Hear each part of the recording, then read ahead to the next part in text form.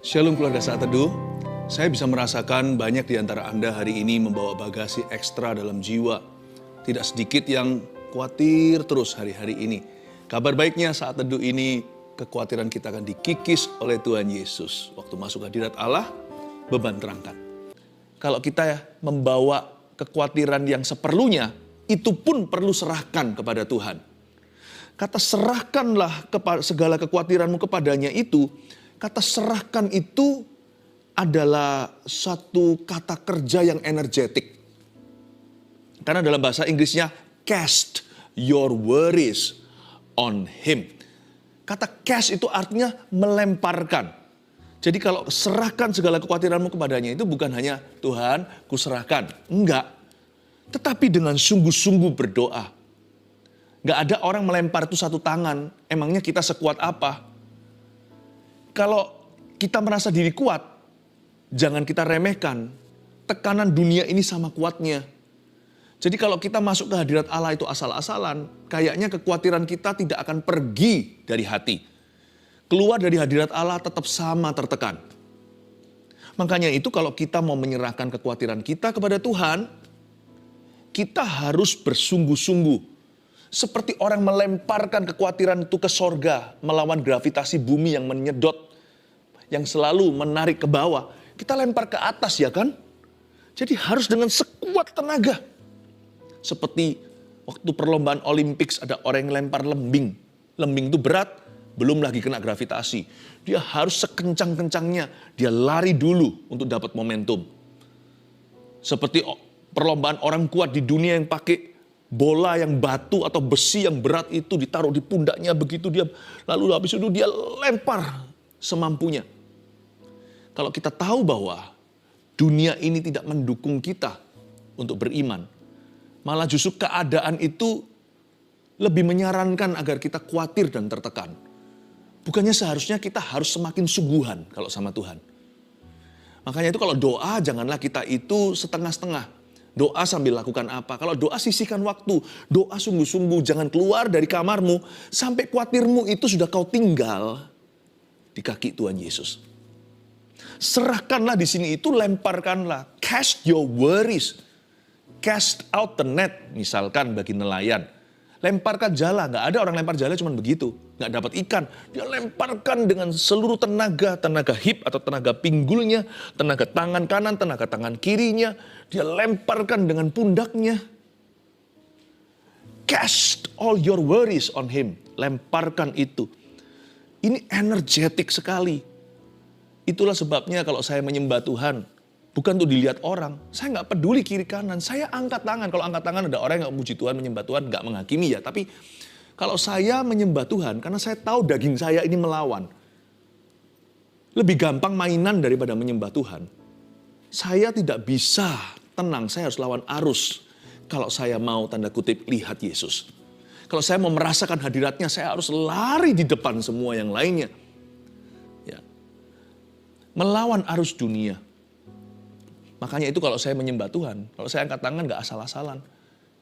Terkadang kalau hati saya merasa berat, semakin berat hatiku, semakin tinggi tanganku. Dan bukan satu, kedua tanganku angkat ke sorga. Ku angkat hatiku, ku pandang kekudusanmu. Saat ku sembah, ku pujimu, ku rasakan kehadiranmu Tuhan. Gak untuk saya tunjukkan ke orang lain kok. Kan saya gak tahu siapa yang datang ke gereja misalnya kalau itu ibadah. Siapa yang duduk di sebelah saya kecuali kalau saya pergi sama seseorang dari rumah. Atau janjian sama teman. Sekeliling saya itu saya nggak bisa tentukan siapa yang datang, siapa yang tidak hari itu. Jadi memang saya datang ke gereja cari Tuhan. Saya nggak peduli orang lain mikir apa. Ku angkat hatiku, ku pandang kekudusanmu saat ku sembah, ku pujimu. Ku rasakan kehadiranmu Tuhan. Karena ayat ini berbicara ke saya, waktu hati saya gelisah semakin bertambah. Waktu saya sedih semakin menjadi-jadi. Orang lain gak perlu tahu pergumulan hatiku. Karena antara saya dengan Tuhan Yesusku. Tapi kalau saya angkat tangan menyembah Tuhan, saya angkat kedua tangan saya. Cast your worries kan. Lemparkan ke atas itu kalau bisa dua tangan, kenapa satu? Lebih kuat dua tangan daripada setengah. Saya mau dengan segala ekspresi bukan untuk dilihat sesama. Tapi karena saya mau membawa badan saya, tubuh saya masuk hadirat Allah. Bukan hanya jiwa saya. Waktu badan saya masuk dengan sungguh-sungguh, jiwa saya juga lebih gampang untuk konsentrasi. Roh saya jadi lebih peka. Jangan pernah berkata yang penting hatinya. Menyembah, memuji Tuhan, berdoa itu juga harus dengan segenap kekuatanmu. Kalau waktu nyanyi, saya ikut nyanyi, saya nggak hanya cuap-cuap saja, biarkan WL atau pemimpin pujiannya yang teriak-teriak. No, kasihlah Tuhan Allahmu bukan hanya dengan segenap hatimu, tapi juga dengan segenap kekuatanmu, with all your strength. Mengapa Pastor Philip saya ini overthinking? Lawan. Kenapa saya ini stres sekali, saya itu terus nggak bisa enggak, saya itu panic attack. Lawan arus. Cari Yesus, serahkanlah. Maybe you're not vigorous enough, mungkin kita tidak cukup sungguh-sungguh. Kita baru masuk 5 menit, ya, baru seperti kaki itu masukin ke air dikit-dikit begitu. Lalu kita berkata, nggak jadi berenang. Banyak orang masuk hadirat Allah juga begitu, ecek-ecek kaki aja. Di dalam hadiratnya kita masuk sebentar 5 menit, nggak ngerasa apa-apa. Masuk 5 menit, nggak terjadi apa-apa. Masuk 5 menit berkata, kok merasa jauh sama Tuhan? Masuk 5 menit lagi, belum terjadi mujizat. If you want to cast your worries, kalau Anda mau serahkan kekhawatiranmu kepadanya, serahkanlah. Paham maksudnya? Kalau Anda memang mau serahkan kekhawatiran Anda, lihat bahasa tubuh saya, serahkanlah. Serahkanlah. Aku tidak keluar dari sini sampai engkau angkat bebanku. Itu bukan berarti mau mati di kamarnya, tapi percaya Tuhan akan mengangkatnya sebelum Anda keluar dari ruang doa. Determination atau kesungguhan hati. Tekad hati. Semangat seperti itu. Amin. Serahkanlah segala kekhawatiranmu kepadanya sebab ia yang memelihara kamu. Nah, kata sebab yang memelihara kamu ini membuat kekristenan istimewa. Kok bisa? Because he cares for you. Tidak pernah Tuhan dijelaskan seperti di dalam Christianity. Di dalam kekristenan ada pewahyuan bahwa Allah itu sangat personal. Dan dia bukan hanya menciptakan lalu lepas tangan. Dia menciptakan tanpa keringat, hanya berkata-kata, jadilah terang, jadi ini itu, jadi semua. Tapi waktu Tuhan menebus kembali makhluk ciptaan yang termulia, yaitu manusia yang bandel jatuh dalam dosa Anda dan saya. Dia bukan sekedar main bicara, dia bukan hanya keluar kata-kata atau alias ngomong saja.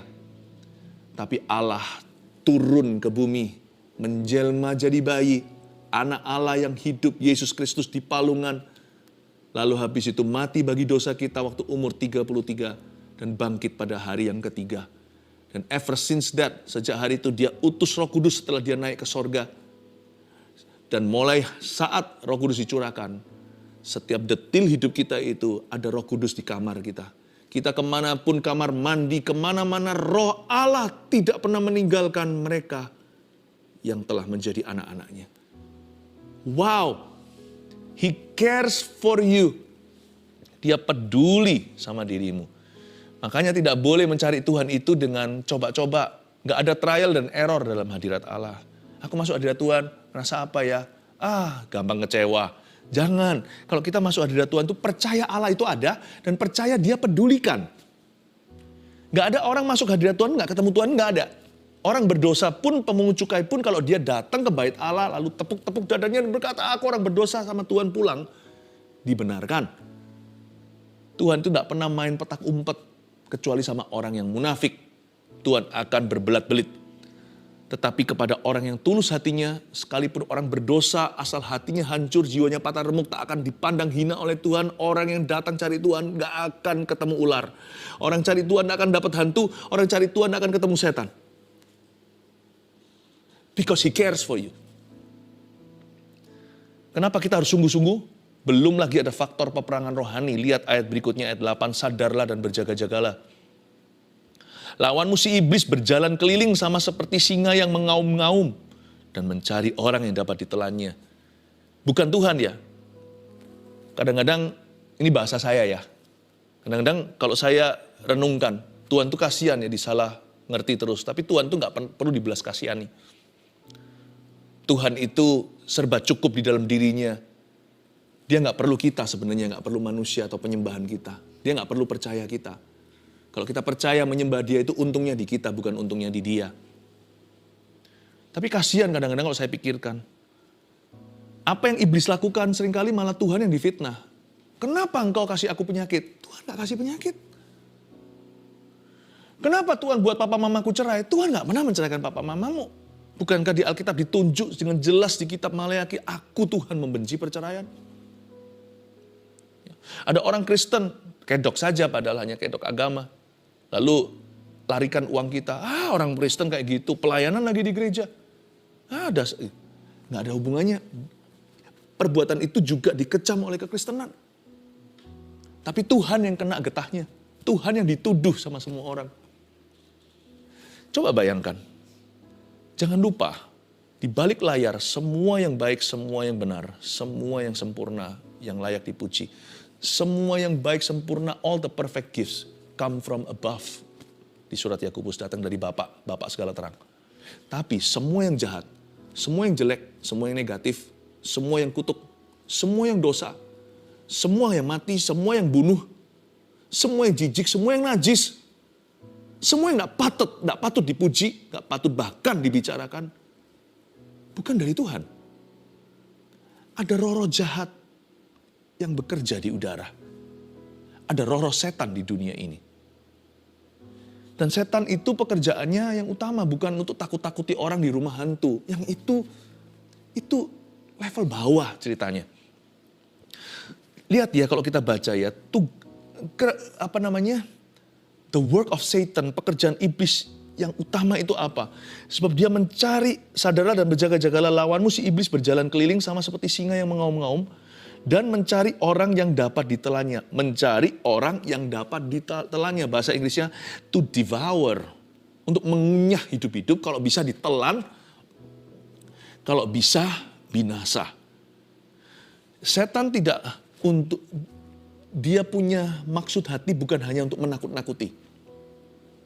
Itu hanya distraction atau gangguan. Keinginan wahid nomor satu setan adalah untuk membinasakan. Jangan lupa, di ayat lain di Perjanjian Baru dituliskan bahwa Yesus ngomong begini. Di kitab Yohanes, di surat Yohanes. Setan itu datang untuk mencuri, membunuh, membinasakan. Saya sebut itu the threefold plans. The threefold plan of the devil.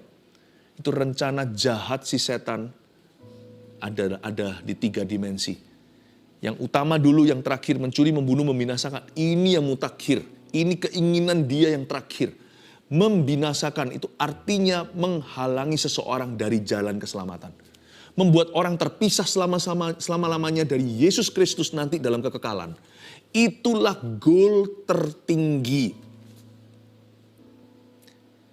Bukan rumah hantu yang merupakan musuh utama kita. Tetapi setiap orang yang menolak percaya pada cahaya Injil, atau orang yang pernah mengecap karunia sorga lalu murtad lagi dari jalan itu dan menjual Yesus atau menyalibkan dia kedua kali. Itu semua di balik layar itu ada perbuatan iblis yang menghasut ke situ. Memang ada kemauan orang itu sendiri sebab iblis gak bisa memaksakan dirinya. Harus pilihan kita. Tapi saya percaya iblis selalu mengambil keuntungan dan dia akan berusaha untuk menghalang-halangi orang. Kenapa kita mau ajak seseorang datang ke gereja, misalnya seorang yang Anda cinta, Anda doakan sekian lama. Mau datang ke gereja? Nggak bisa, tiba-tiba ada kecelakaan. Tiba-tiba ada kejadian. Ada pula yang betul-betul dihinggapi roh jahat ketika mendengar firman. Kalau sekali 2 kali karena memang letih ya, saya ngerti itu sangat alami. Tapi kalau setiap kali, padahal nggak lelah, setiap kali dengar firman langsung tertidur, mungkin ada belenggu yang perlu dipatahkan. Ya. Tiba-tiba sakit, padahal janjian ketemuan. Itu semuanya ada pekerjaan setan. Yang jenis seperti itu mungkin perlu kita di balik layar juga untuk mendoa puasakan. Ya, orang yang paling peduli bisa lakukan itu ekstra lebih.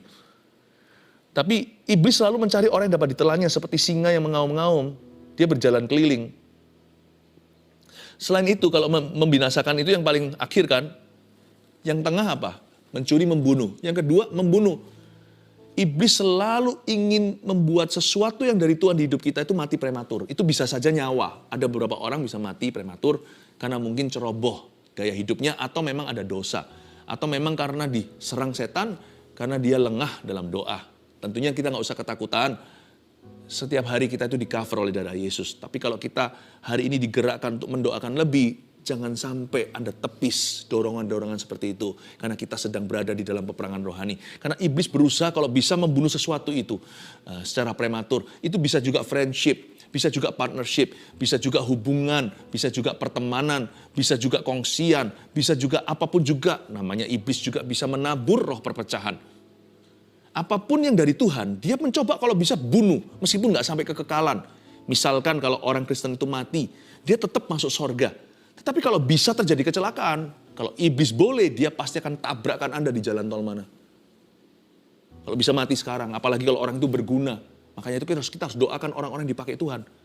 Karena tiap hari mereka itu mengalami serangan. Belum lagi yang diguna-guna dan sebagainya. Oh, kita nggak usah doa terus was-was soal itu, nanti fokus kita bukan Kristus. Nanti fokus kita pada serangan-serangan. Jangan lakukan itu, kita nggak usah fokus pada setan. Tapi kalau kita merasakan sesuatu pada antena kita, cepat tanggapi. Apalagi kalau kita dibangunkan. Saya kadang-kadang dibangunkan tengah-tengah malam. Doakan siapa? Doakan hamba Tuhan A, hamba Tuhan B. Baik itu di dalam organisasi kami, Gereja Mawar Siaran, atau yang di luarnya yang saya kenal dan saya tahu. Mendoakan jemaat sudah menjadi makanan sehari-hari. Mendoakan keluarga saat teduh, makanan sehari-hari. Do you pray for us too? Apalagi orang-orang yang berguna. Setan berkata gini, aku tidak bisa bawa kamu ke neraka. Karena kamu sudah milik Tuhan, gak apa-apa. Kalau bisa aku bunuh kamu hari ini, supaya besok kamu jangan kacaukan kerajaanku. You must pray. Berdoa. Makanya doa Bapa kami ajarkan apa? Bebaskan kami dari yang jahat. Ternyata harus sengaja berdoa demikian. Haleluya. Tapi yang satu lagi yang paling ringan, tapi jangan diremehkan. Mencuri. Mencuri, membunuh, membinasakan. Mencuri. Kalau dia gak bisa bunuh, apalagi binasakan, masuk kepada kekekalan, nanti bersama dengan dia dihukum oleh Allah, maka dia bisa mencuri sesuatu. Anything better than nothing, gitulah bahasa Inggrisnya. Sesuatu lebih baik daripada sama sekali nggak ada. Sesuatu sedikit lebih baik daripada nggak ada sama sekali. Jadi setan pasti akan mencuri sesuatu. Itu bisa kesehatan, sukacita kita, damai sejahtera kita dicuri. Aneh ya. Rumah kita nggak bisa diapa-apakan, nggak bisa sesuatu yang sifatnya fatal terjadi. Ya nggak ada kematian, nggak ada tulah, nggak ada apa-apa. Tapi bisa hilang damai sejahtera. Ini berantem sama ini, salah paham begitu, dikacaukan aja situasi atau suasana rumah. Kalau seperti itu, kepala keluarga dulu. Kalau enggak, mungkin wakilnya mama. Bahkan anak pun bisa jadi imam-imam dalam keluarga. Kita merasa something is wrong. Nggak ada salahnya sih, kumpul aja sebentar, mesbah doa. Mesbah keluarga doa, tengking setan. Tiba-tiba rasa kayak adem gitu rumahnya. Bukan karena AC-nya, adem karena damai sejahtera. Kudu mau berantem aja. Kadang-kadang kita juga marah gitu. Mau lemparkan amarah kita ke anak kita. Padahal dia gak salah. Bagi-bagilah ya.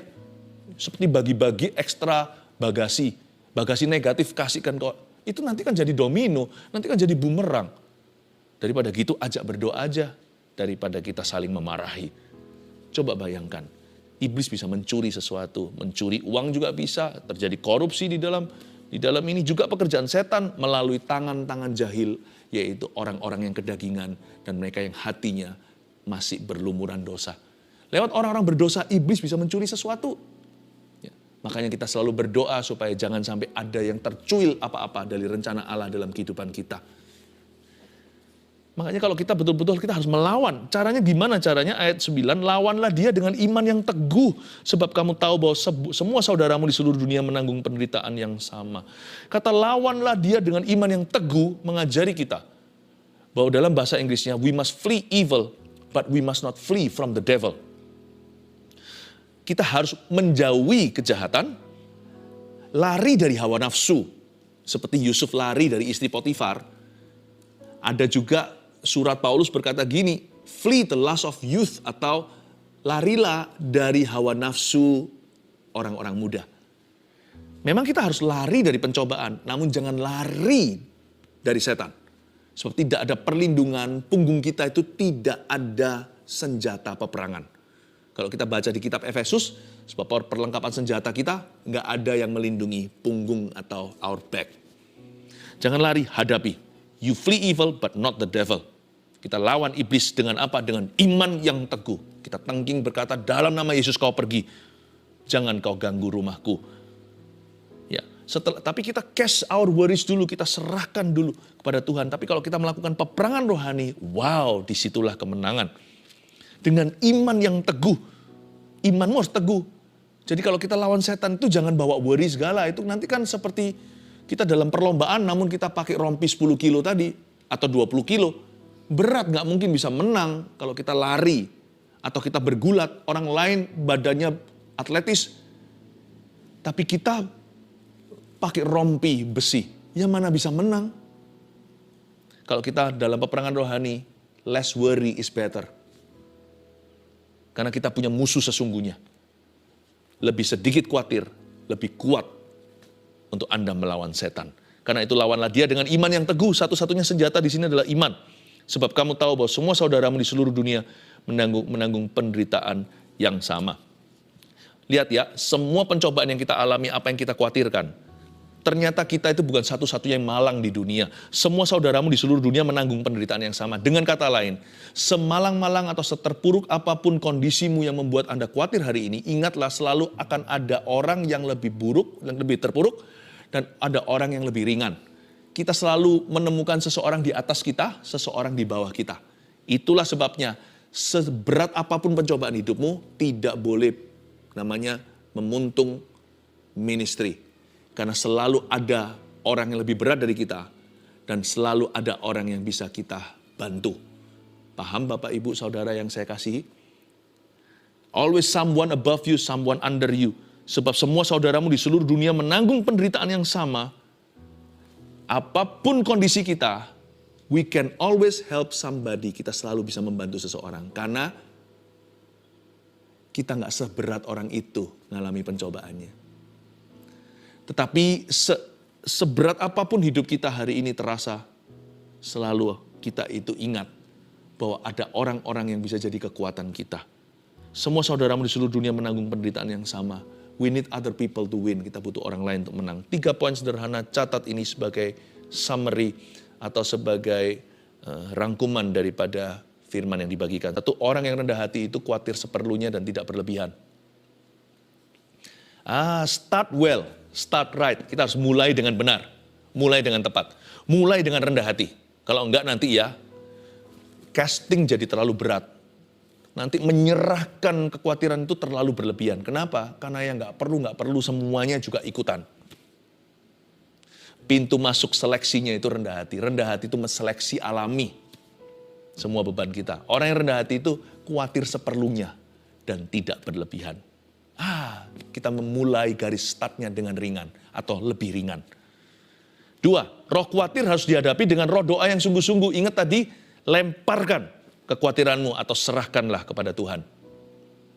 Roh khawatir gak bisa dihadapi dengan pikiran positif. Roh khawatir harus dihadapi dengan roh iman, yaitu roh doa yang sungguh-sungguh. 3, iman yang teguh. Jadikan hidup tidak seperti yang dikhawatirkan. Kalau iman kita teguh ya, Anda akan terkejut melihat. Ternyata yang kita takutkan itu tidak berfondasi atau berlandaskan. Dan apa yang kita khawatirin selama ini, yang kita khawatirkan, itu tidak akan terjadi seperti yang ditakutkan. Iman yang teguh, hiduplah dengan iman, maka hidupmu akan berjalan selalu di dalam rencana Allah, bukan rencana setan. Haleluya. Setiap panic attack, setiap overthinking, Tuhan berikan roh yang tenang. God gives you a calm spirit. Tuhan memberikan kepadamu keluarga saat teduh, roh yang teduh. Saat teduh, roh yang teduh, roh yang tenang. Terima kasih Tuhan. Mari kita semua mengangkat tangan. Terima kasih Tuhan untuk hari ini. Engkau memberkati kami. Dan semua permohonan doa saat ini juga Tuhan Yesus, Roh Kudus yang mengcovernya satu persatu. Berkati ya Tuhan Yesus keluarga saat teduh. Dan biarkan mulai hari ini ya Tuhan, hidup kami lebih sedikit worry. Lebih banyak bahagia dan blessedness. Jiwa kami Kau berkati ya Tuhan Yesus dengan damai sejahtera. Keluarga saat teduh yang terkasih dan tercinta. Bawalah damai ini di hati mulai hari ini. Dalam nama Yesus. Haleluya. Amin.